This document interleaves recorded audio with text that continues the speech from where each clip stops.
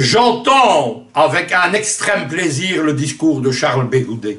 Charles Blégoudet qui prône la réconciliation, qui exclut la vengeance, eh bien, il dit exactement ce pourquoi je plaide depuis les années 2015 en Côte d'Ivoire.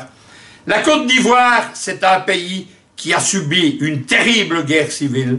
C'est une guerre civile qui a commencé par s'implanter, a commencé par le fond des esprits. Il suffit de voir dans toutes les émissions sur la Côte d'Ivoire comment les opinions sont tranchées, quelle est parfois la violence des propos.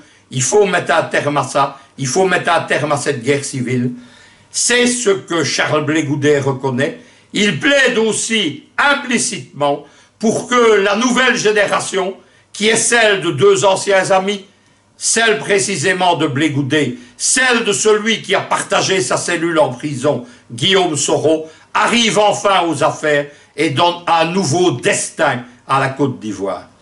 J'entends, malgré tout ce que peut dire Soro, le Soro-bashing, comme on appelle, à longueur d'émission se développer. Soro, pourtant, c'est le premier en 2015, avec son programme de transition, qui a demandé pardon. Il est allé dans le village de Blégoudet en 2013. Il est allé en 2014 demander pardon aux proches de Gbagbo. Il s'est réconcilié spectaculairement dans un stade de football avec Michel Gbagbo, le fils du président Gbagbo. Il a plaidé pour qu'il quitte la Haye pour la libération des prisonniers politiques. Il mène depuis un an une action pour une nouvelle majorité.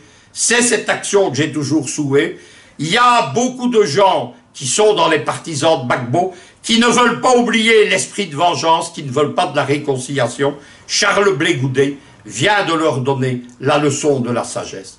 Il faut quand même dire quelque chose. La paix, ce n'est pas tout. La réconciliation, ce n'est pas tout. En Côte d'Ivoire, on est devant un problème politique et géopolitique. Ce problème, il a besoin d'une solution. Ce problème, il a un nom, c'est le régime Ouattara. Ouattara, profitant de la guerre civile, des divisions précisément entre les Ivoiriens, s'est imposé au pouvoir. Il est là au nom de Paris, mais surtout du Fonds monétaire international dont il est un des directeurs adjoints. Il conduit une expérience économique comme l'ont fait Margaret Thatcher ou le dictateur chilien Pinochet dans les années 1980. Expérience économique au nom précisément du Fonds monétaire international, dont le but est de faire de la Côte d'Ivoire une expérience pilote, une vitrine pour l'inclusion de l'Afrique dans la globalisation mondialiste comme grand marché ouvert à la prédation occidentale, pas du tout comme une réalité continentale munie d'un nationalisme économique. C'est la raison pour laquelle, trahissant toutes ces promesses, Ouattara non seulement s'est représenté, a essayé de liquider politiquement à la fois Guillaume Soro, mais aussi ses soutiens du côté de Konan Bédié, et pourquoi il envisage soit un troisième mandat, soit d'imposer un successeur qui continue sa politique. Dès 2015, moi j'ai fait une analyse froide, rationnelle, qui se base sur l'état des forces politiques. Qu'est-ce que j'ai dit? Qu'est-ce qui est en marche actuellement? Il n'y a pas une division de la Côte d'Ivoire en deux camps. Il n'y a pas le camp Ouattara et Gbagbo. Il y a en fait trois grandes forces politiques. Il y a les partisans du FPI, ce qui inclut aussi le faux FPI inspiré par Ouattara d'Afin Guessant. On a vu l'humiliation qu'il vient de subir de la part du président Gbagbo. Il va devoir s'aligner.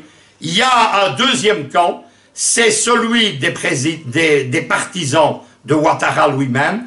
Il y a enfin un troisième camp, c'est les partisans de Guillaume Soro, dans lequel sont inclus les partisans du PDCI de Konan Bédié. Vous avez vu qu'à plusieurs reprises au cours des précédents mois, Konan Bédié a adoubé Soro et on peut penser qu'il sera son successeur. Pour changer de majorité, pour chasser Ouattara, ce qui est le but fondamental de toute la politique ivoirienne si on veut un autre destin pour la Côte d'Ivoire, il faut qu'une nouvelle majorité se fasse. Cette majorité, elle doit se faire entre partisans de Gbagbo et partisans de Guillaume Soro, ce qui fera de Ouattara ce qu'il est déjà dans les esprits et dans la réalité un président minoritaire. À partir du moment où Soro a quitté la majorité, où Konan Bédié a quitté celle-ci, a refusé la fusion dans un grand parti présidentiel ouattariste qui aurait dû être le RHDP, à partir de ce moment-là, eh bien, Ouattara a perdu la main. C'est un président qui peut et qui doit être battu en 2020.